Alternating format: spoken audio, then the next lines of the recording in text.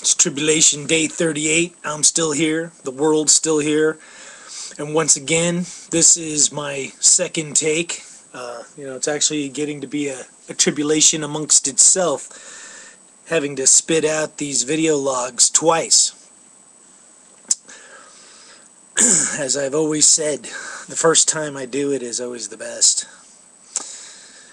But anyway, here in San Jose, it's blazing hot.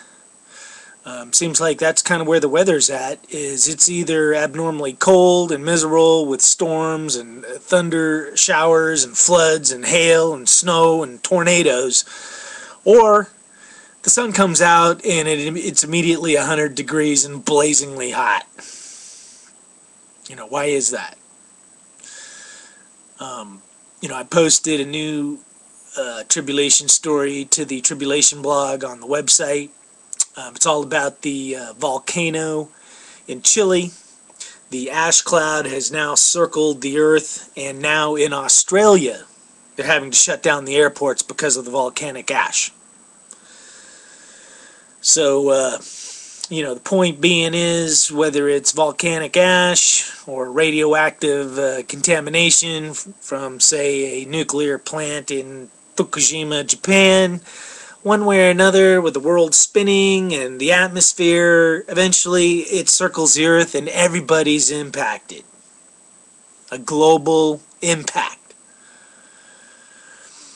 Now, what's it impacting? Well, I think our health. Breathing in the dust, the radiation, not good. It's impacting the weather.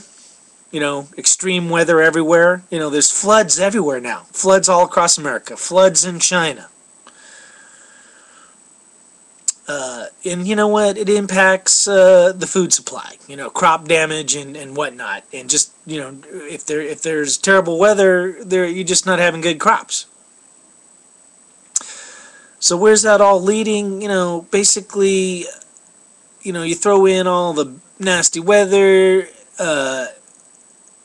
and the crop damage, we're headed for like a global food shortage. And you know what? It's going to come. Believe, I think we've already had enough disasters, but I'd say one or two more big disasters, throw in another hurricane or an earthquake or something. But it even goes beyond disasters, because, if you understand the way the global food supply works, nowadays it's all these hybrid, genetically altered seeds that are planted everywhere. So the food supply is really controlled by the food corporations that produce these hybrid, genetically altered seeds.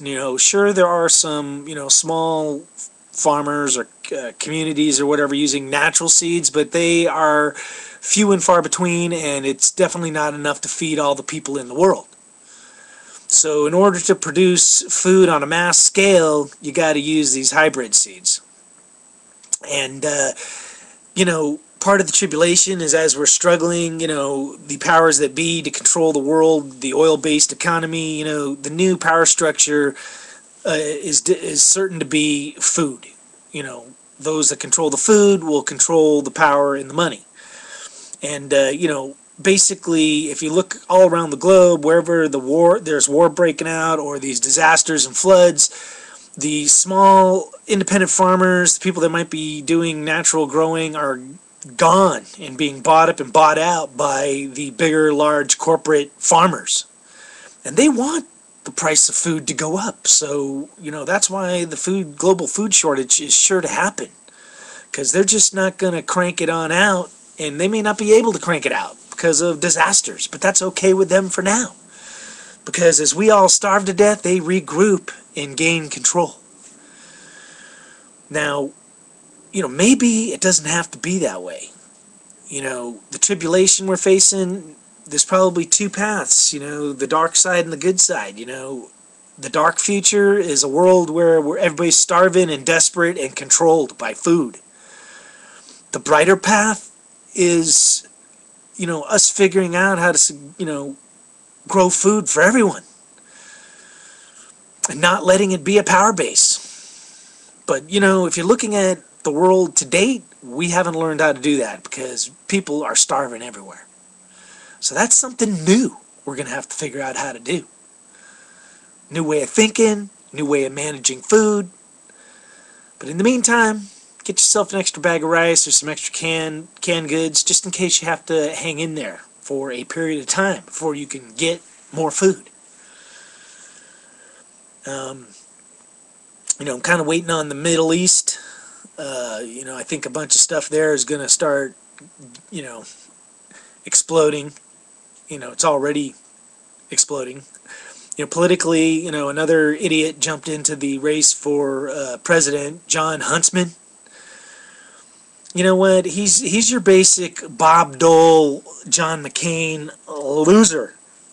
If the Democrat or if the Republicans nominate that guy, Obama is as good as a two-term president.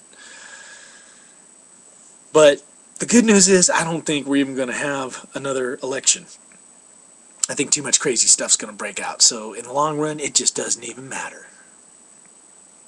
That's where that's all going. But the world continues to get crazier. You know what? There's a lot of positive thoughts out there, a lot of positive people. I'm working on some positive stuff. So despite the negativity, it's like I said, there's two paths. So there's always a brighter day, a brighter future. As long as we're contemplating it, there's a possibility that it happens. But the key to getting there is going to be to stay strong, keep the faith, and be prepared to deal with this period of tribulation, because it in itself will be a challenge, and it is a challenge every day of our lives. So I'm going to go ahead and sign on out. Keep on rocking. Peace.